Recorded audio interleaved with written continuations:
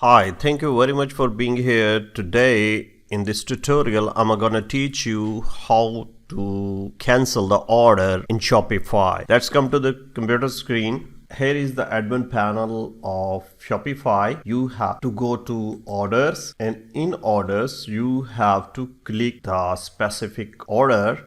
Here we go. Here is the order detail, and at the top you will find option of refund, edit, and more action. Click this drop down. Here you will find the option of cancel order. You have to click here and your order will be cancelled. I'm not going to do it in my case. Thank you very much for watching this short tutorial. Keep watching the next one.